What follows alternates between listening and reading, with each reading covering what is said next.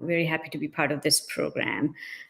So I'll give a brief medical update on metastatic triple-negative breast cancer, really touching on major highlights, and I don't intend to kind of go into deep data dive, but just key points. So when we look at triple-negative breast cancer, it accounts for about 15% of all subtypes of breast cancer. We divide breast cancer into three major groups: hormone-positive breast cancer, which accounts for majority of breast cancer; HER2-positive breast cancer; and then triple-negative breast cancer. And when we say triple-negative, what we're really saying is this cancer is negative for HER2, and it's negative for the two hormones, the estrogen and progesterone. The graph on the right side comes from the French experience, and when they looked back at their patients with metastatic breast cancer over the last decade, treated at many institutions, what they noted was in triple-negative breast cancer from 2008 to 2017 for metastatic disease, there really wasn't much improvement in outcomes. The average survival after diagnosis of metastatic triple-negative breast cancer hovered around 13 to 14 months in this entire decade. This was in contrast to other two subtypes of breast cancer where the outcomes had actually improved over that decade due to availability and approval of better drugs. But that has changed for triple-negative breast cancer. In the last 3 or 4 years, we've really seen major strides with immunotherapy, with antibody-drug conjugates, and PARP inhibitors that apply to some patients with triple-negative breast cancer. And the rest of the slide that's grayed out are under investigation agents and approaches that I'll briefly touch on at the end of the presentation. So first, let's look at immunotherapy. Immunotherapy was assessed for metastatic triple-negative breast cancer in two large major trials. The first one evaluated an anti-PD-L1 antibody, atezolizumab, in combination with chemotherapy, and demonstrated improvement in progression-free survival that led to the approval of this combination in 2019, and this approval was later withdrawn sometime last year as the second trials did not find the same positive findings that were noted in the first trial, and how the approval was written in terms of being able to demonstrate additional metrics which weren't met. The second trial that evaluated immunotherapy for metastatic triple-negative breast cancer was KEYNOTE-355, and that study assessed pembrolizumab, an anti-PD-1 antibody, with different chemotherapy backbones, and demonstrated that, again, addition of immunotherapy to chemotherapy improved progression-free survival, which meant patients' cancers were controlled for a longer period of time on the combination compared to just chemotherapy alone. And last year, the trial also demonstrated not only the disease was controlled for a longer period of time, patients who received the combination lived longer compared to those that received just chemotherapy.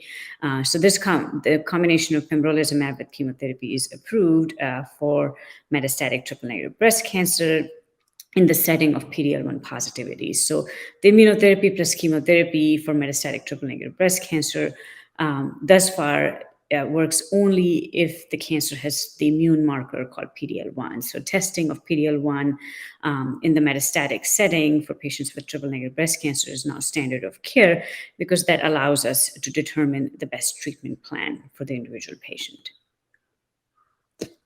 So as we add new drugs to the existing portfolio, they provide benefit, but they do come at the cost of side effects, and immune checkpoint inhibitors or immunotherapy can cause side effects. These drugs are used for many, many solid tumors and other kinds of cancers, so they're not new to us, and neither are the side effects. But it is worth mentioning because they're often different than what we see with chemotherapy. And when we give these drugs in combination with chemotherapy, those side effects are a little bit higher. On the picture on the left, you see the various organs that can be impacted by immunotherapy. And a simple way that I talk to my patients about why immunotherapy causes side effects is the goal of the immunotherapy really is to teach the body to recognize the cancer as foreign again so that it fights it. It should have done it in the first place, but the cancer got smart and developed defense mechanisms to evade the body's immune system. The immunotherapy drugs uncloak that defense mechanism. And while they do so, sometimes the body gets confused. And in addition to attacking the cancer as foreign, it starts attacking its own organs as foreign and starts causing inflammation in those organs, thus leading to cough or inflammation in the colon or thyroid disorders. And really monitoring and early recognition of these symptoms and prompt management is the best way to keep our patients safe. And there are many guidelines that are available that help us do so. So the next class of drug that has made an impact in outlook of patients with metastatic triple-negative breast cancer is antibody-drug conjugate. Sacituzumab govitecan is a TROP2-directed antibody-drug conjugate that was assessed in a large registration phase 3 trial called ASCENT, and it demonstrated that sacituzumab govitecan was better than taking chemotherapy of physician's choice, which included 3 or 4 different types of drugs, and improved progression-free survival and also improved overall survival quite significantly. So really this is a very active drug for patients with metastatic triple-negative breast cancer.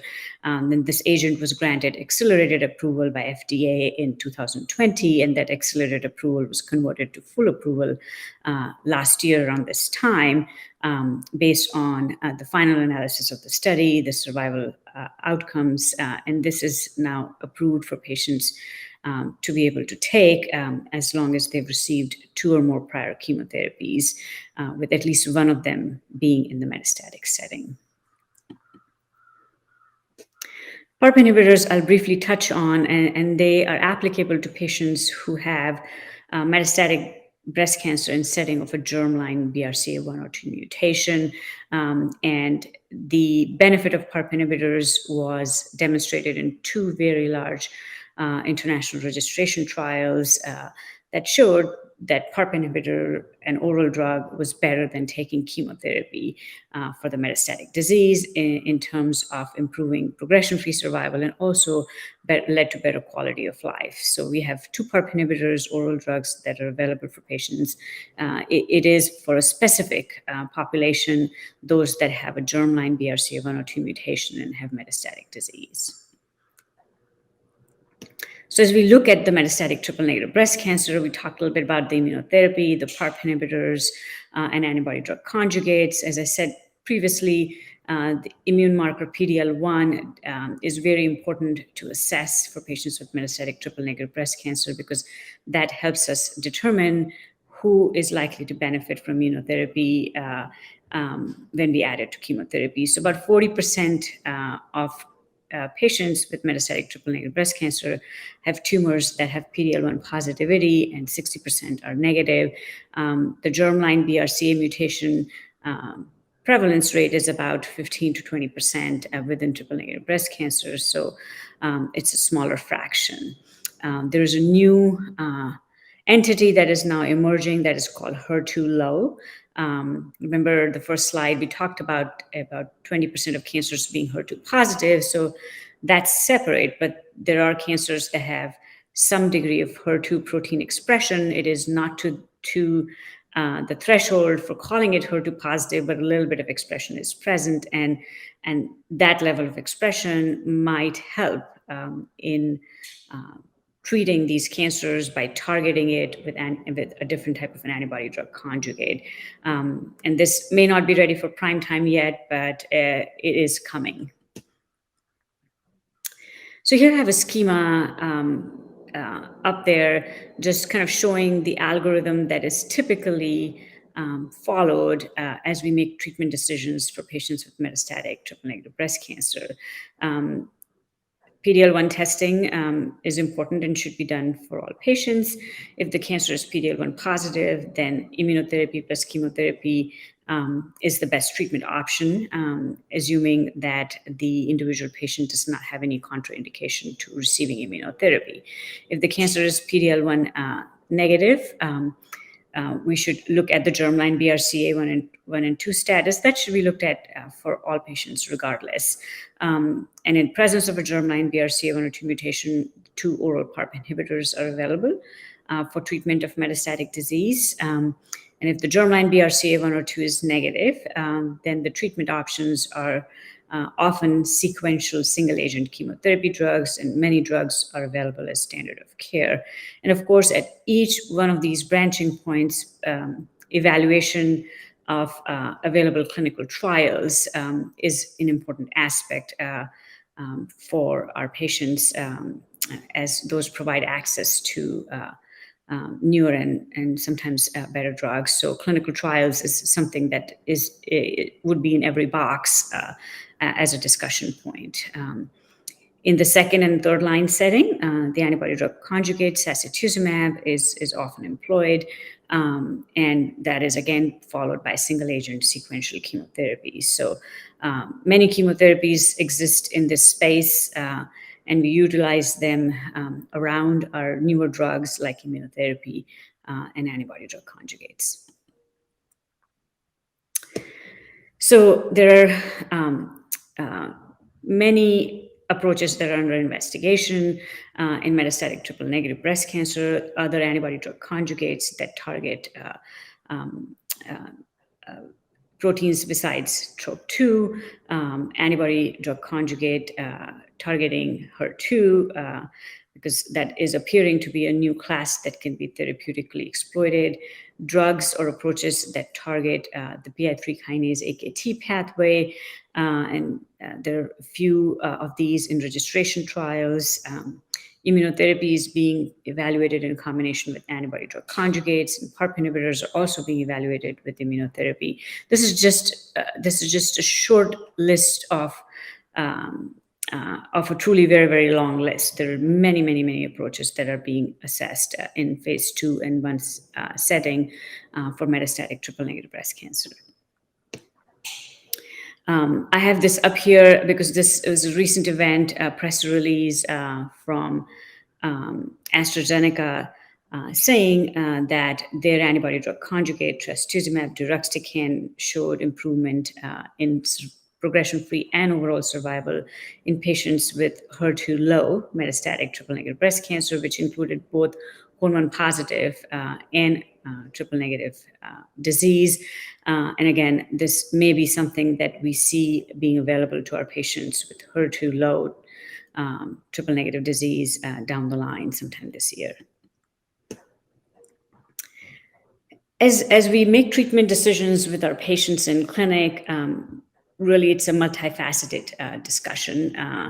And to derive at the best approach for an individual patient, we should keep in mind what our goals are. And these are mainly palliation of symptoms, prolongation of life, of course, maintaining quality of life as we pick the treatment that is bound to have some side effects, and really respecting that individual patient's wishes and their goals of treatment.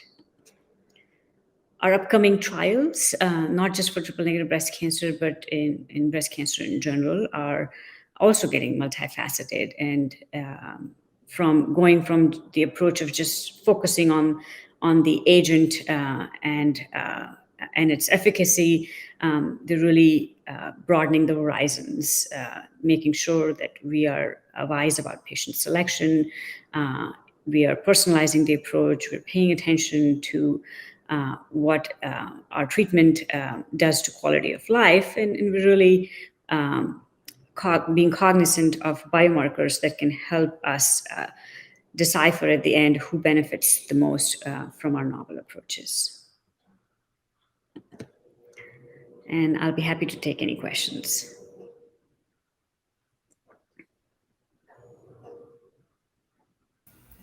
Wonderful. Thank you, Dr. Sharma. That was a brief but very packed presentation that was really helpful. I'm going to start with some questions about the antibody drug conjugates. How are they different than maybe an immunotherapy? And you said there's been encouraging news for triple negative. So could you explain that? Sure. So the antibody drug conjugates is what we call smart chemotherapy. So when we give regular chemotherapy, it attacks cancer cells, but it indiscriminately often also attacks other normal cells in the body. Often these are rapidly dividing cells, your blood cells, mouth mucosa cells, GI tract, and other places. The antibody drug conjugate are designed in a way where the chemotherapy is attached to another moiety, which goes and attaches to something on the cancer cell. So that whole molecule attaches to the cancer cell and then delivers the chemotherapy specifically inside the cancer cell. And that improves the efficacy of the chemotherapy because it goes directly where it should, and also reduces the side effects. And they're supposed to be very precise, but the antibody drug conjugates that we have do have side effects or toxicity that go beyond the cancer cells, but often they are much less than what we see with our conventional chemotherapy drugs. The antibody drug conjugates can differ one from another in terms of the chemotherapy that it will deliver to inside the cell. It will differ in the outside part that attaches to the cancer cells. So the HER2 antibody drug conjugates attach to the HER2 protein, the TROP2 ones attach to the TROP2 protein on the cancer cell, then there's live ones. So there's different ways they're designed and work. Okay. This question actually relates to a different question that just came in. But if someone, so the antibody drug conjugates are for HER2 low, is that correct? So Yes. the antibody drug conjugate is approved for triple negative breast cancer. The one that is approved is sacituzumab govitecan or Trodelvy. So that was approved, gained full approval last year, was approved the year before. There is an antibody drug conjugate that is more than one actually. For HER2 positive disease, there are more than one antibody drug conjugates that are available and are being used.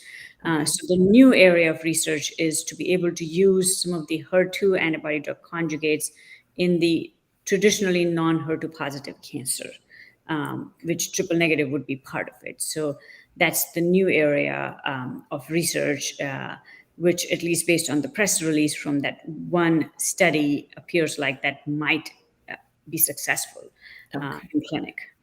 Great. And if you are HER2 low and triple negative, you'll still be triple negative. Is that correct? That is correct. Yes. Okay. Yes. Great. We do have a question about someone who had been hormone positive but is now triple negative. Can you speak to how often that may happen and So hormone positive breast cancers start out by being dependent on the hormone pathway, the estrogen progesterone pathway, to thrive and divide and sustain.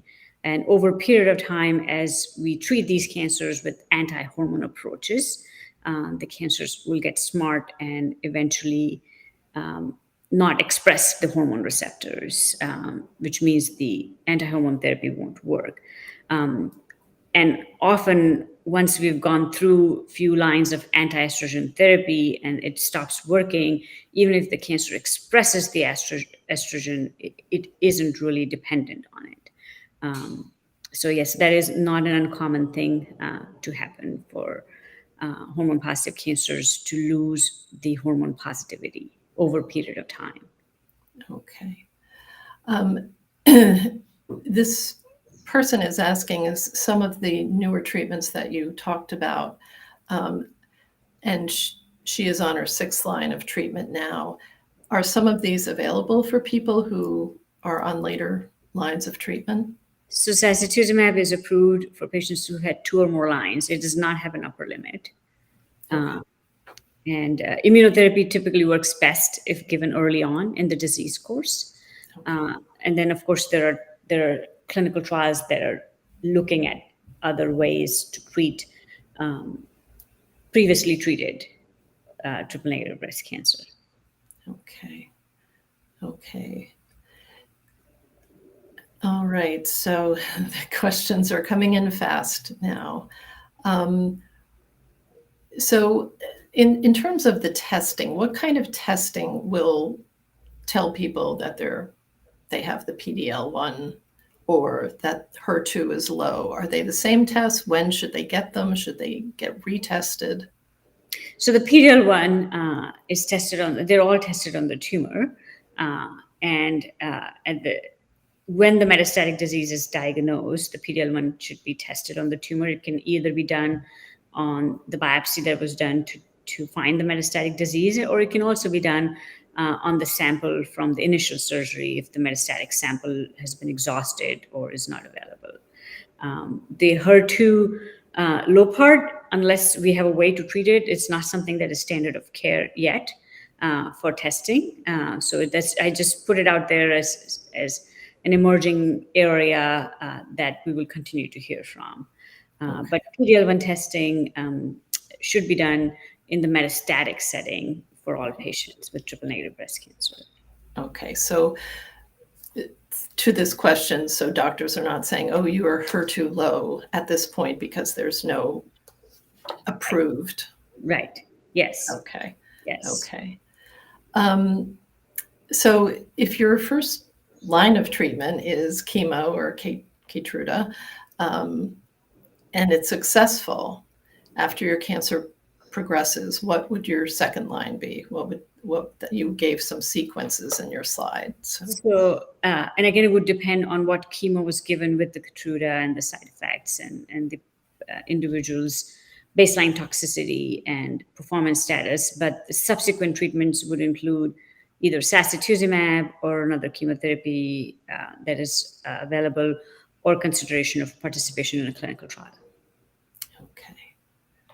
Okay. All right. So some of the side effects that you were talking about with the immunotherapy, can you be more specific about what they are, and are there interventions to help?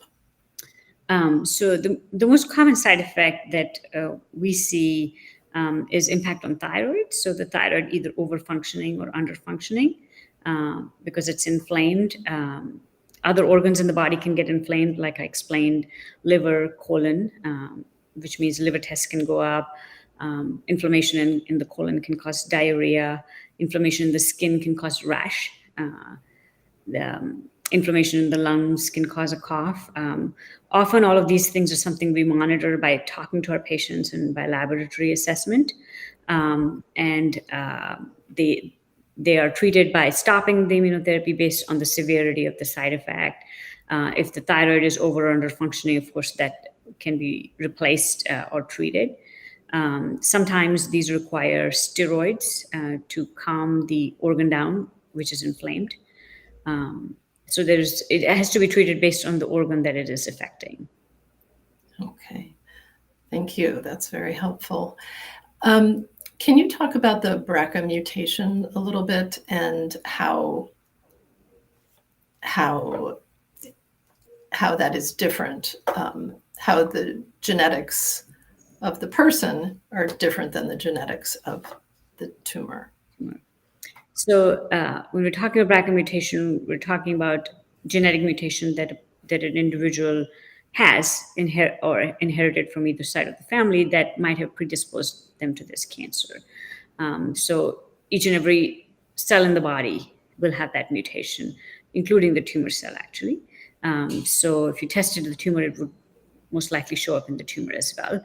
And in the presence of that mutation, the cancer has specific or peculiar survival mechanisms that rely on DNA repair.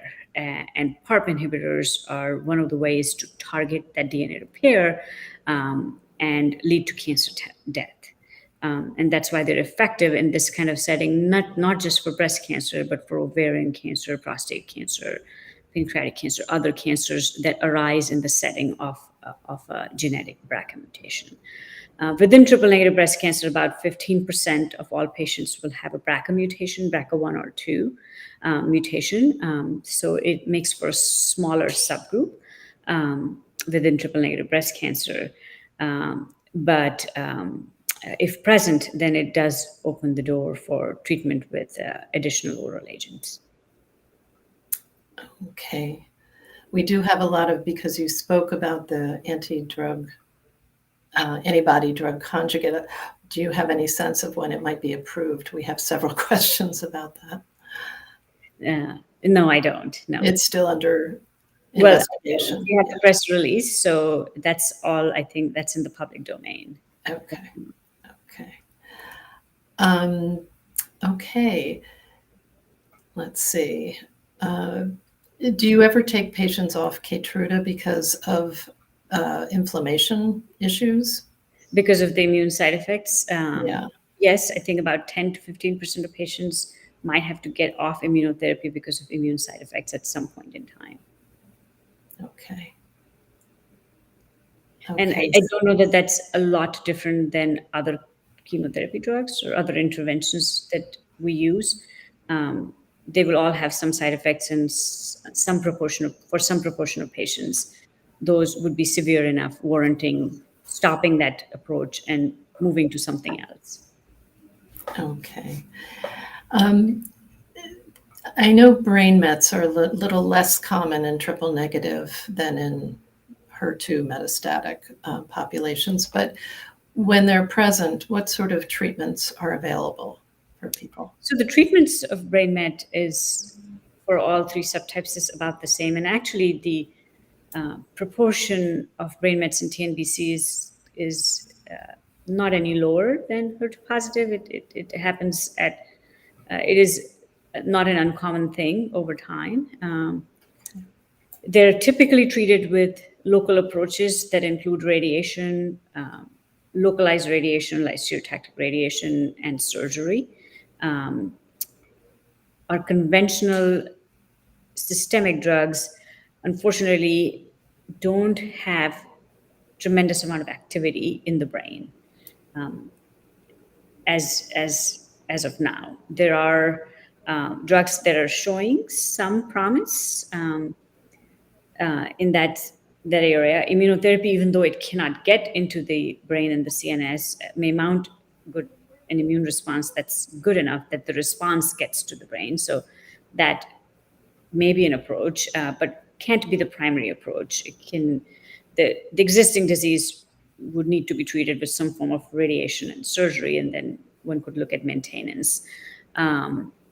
There are ways to inject chemotherapy and other agents, cytotoxic agents, in and around the brain itself by putting an Ommaya.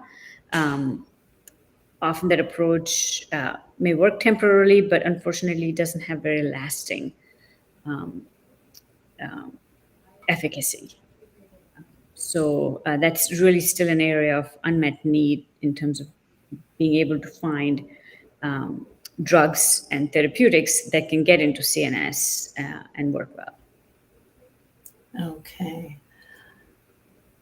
A question about PARP inhibitors, and if your first-line PARP inhibitor stops working, would you try a second PARP inhibitor? We don't have data that says that after resistance to one PARP inhibitor, the second one would work, and I don't see a biological rationale for how it would. So I consider the two PARP inhibitors as interchangeable or the same, so I wouldn't go from one to another. Okay. And could you tell us about some of the more promising, you talked about the HER2 low, other promising drugs coming down the pike that you are I think there's a lot of trials looking at combinations. So, immunotherapy plus an ADC combination, the PARP plus immunotherapy combination, other novel agents like BET inhibitors, HDAC inhibitors, some vaccine studies, some dual immunotherapy studies. So a lot of emphasis on combinations. Okay. And with the combinations, are there chances for side effects? increased side effects? All of these trials are still ongoing and early phases, so it's hard to comment on what the efficacy and toxicity would be, and is the efficacy going to be good enough to balance the toxicity? But we have kind of understood from our immunotherapy approach in triple negative breast cancer early on that even for PD-L1 positive disease by itself as a single drug, the immunotherapy wasn't as active as it has been in some other cancers. So it had to be paired with chemotherapy. Okay. Okay. And many of the people in the Living Beyond Breast Cancer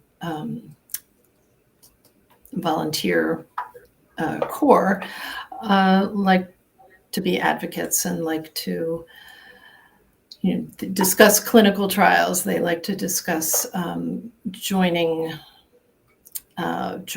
research and getting involved early. And I'm wondering if you have any advice for some of the advocates among the audience today about how they can make some contributions to triple negative research.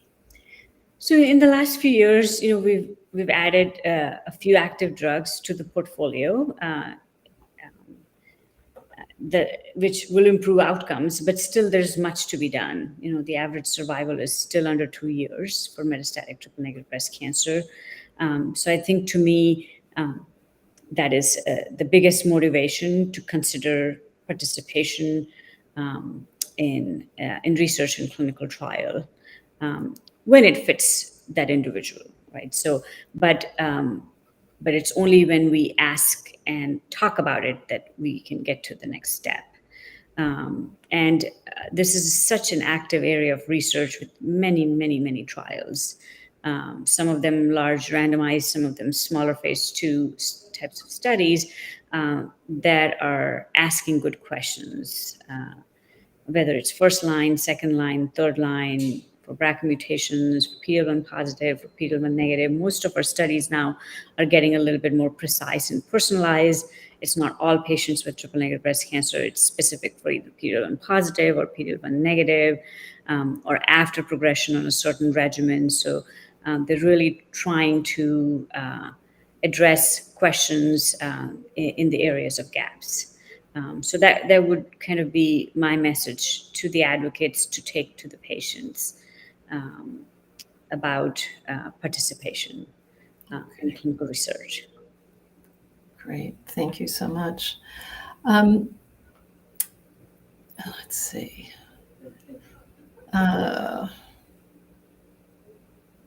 Okay. Talked about PARP in here. So in triple negative, one of researcher I recently heard talked about that there are many different subtypes in triple negative. Where are we with kind of parsing those out? I think more so than subtype, I think what we all are trying to say when we say that is that it is a heterogeneous disease. Unlike when we say something is hormone positive, we define it by presence of something. When we say HER2 positive, we define it by presence of HER2. When we say triple negative, we just define it by absence of 3 things. Sometimes I use the analogy to say it's not red or blue, but that doesn't make it green either, right? So it could be any of the other colors if it's not red or blue. And it's a heterogeneous disease, and that is, and we're starting to understand that. Some are immune fed, some are not immune fed. There are certain mutations that exist in small proportions. And our trials are starting to reflect that now in terms of trying to keep that heterogeneity in mind as we look for better drugs. Certain drugs will work across the whole spectrum, regardless of the heterogeneity, and others will work well in presence of certain markers versus not. Okay. Related, I guess, is how often would you rebiopsy someone with triple negative, because some of these discoveries are being made. So For now, most of this is based on the analysis of the first metastatic biopsy. Um, and unless there is a clinical trial that is specifically looking at mechanism of resistance and trying to give the next drug targeting it on a routine clinical basis, there wouldn't be need to rebiopsy metastatic disease as long as the initial biopsy had provided all the information. Sometimes the initial biopsy was done, but the tissue is exhausted. We couldn't do PD-L1, or we couldn't look at a few critical things. But the treatment had to be started because that was the need of the time. Then at progression, we would say, let's rediscuss biopsying, since getting more material would possibly help us pick better options. But this is not a routine otherwise. Okay, not routine. A related question, do you recommend blood biopsies? So this is blood biopsies or ctDNA testing. Again, aren't biopsies. They're not used to diagnose the cancer. They are looking at fragments of the tumor that are in the blood. You can look at mutations like the BRCA mutation there as well, and other mutations like PI3 kinase or PTEN or AKT mutations. Again, they're not for diagnosis. They can provide a little bit more information about the tumor. And sometimes we rely on those if the tumor isn't available. PD-L1 cannot be done on ctDNA or blood. So that requires the tumor tissue, at least as of now. Great, thank you. Thank you. Let's see, sorry. Here we go. Okay, we covered that one.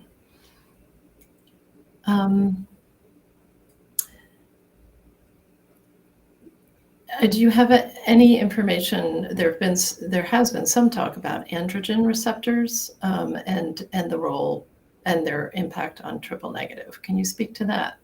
So about 10 to 15% of triple negative breast cancers will express something called androgen receptor, which is in the family of hormones receptors. So it's not estrogen or progesterone, but it kind of belongs in that family. And these triple negative breast cancers that have the androgen receptor positivity tend to have some of their behavior that is similar to hormone positive breast cancer, as opposed to the rest of the triple negative breast cancer. And there were some early trials that demonstrated some modest efficacy of drugs that target the androgen receptors. These are phase 2 studies that haven't yet materialized into large phase 3 trials to conclusively demonstrate where these drugs would have efficacy. I think some of the challenges had been it makes up for such a small subsection of triple negative breast cancer. The other challenge is being able to define exactly what's called androgen receptor positive versus negative, and then availability of the right kind of drugs that could fit that space. But yes, it is one of the peculiarities or one of the small subtypes of triple negative breast cancer. But right now in clinic, we don't have anything specific to treat it with, different than triple negative breast cancer otherwise. Great, thank you. We have covered many a topic, and I'm going to throw it out to the audience to put any other questions, additional questions into the box. But as we head towards closing, Dr. Sharma, what do you have an overall message for the audience today? So I think I would say that where we are today in treatment of metastatic triple negative breast cancer is a better place than we were 5 years ago, and there's very rapid progress, anticipated progress in science in this area, and many investigators with the support of their patients and advocates and funding agencies are working towards finding better treatments and talk to your providers about what you wish to achieve from the treatment, and talk to them about clinical trial and clinical research, and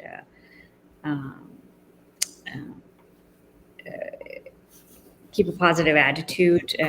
Tell my patients not to go on Google and search triple negative breast cancer. It always tends to paint a very dismal picture. And yes, it is a little behind than other subtypes in terms of our treatment, but compared to many other solid tumors, it is in a better state than and Then treatments are the pace of the pace of discovery has been very encouraging. Yes. Indeed. Okay, so we do have a couple. Someone asked how long you can be on immunotherapy. So that's one thing about immunotherapy, especially in the metastatic setting. Most trials didn't set up an upper time limit, so there's patients have been on it for years, 5-6 years. At least as far as we can tell, it doesn't have what's called a ceiling toxicity. There's certain drugs like, many might know, like adriamycin or anthracyclines, you can only take an X amount, otherwise you risk having serious heart toxicity. But immunotherapy doesn't seem to have that kind of a ceiling dose. So patients can stay on it as long as it's working and it is not causing side effects that are impacting quality of life. Intolerable. Great. Thank you. And the final question is, can you address oligometastatic triple negative breast cancer and the use of radiation in brain mets? So, as I said, the brain metastasis is often treated with some sort of local approach, which often is some form of radiation. Right? Now it's specific. It's targeted radiation instead of radiating the whole brain, and sometimes surgery as well. That is the main way to address the brain disease, at least as of now. And the targeted radiation has really come a long way. It used to be that you could do only 3 spots, 4 spots, and if it's more than that, then you really were looking at giving radiation to the whole brain. But that has now, there are many more spots that can be treated safely and spare the rest of the brain the toxicity from radiation.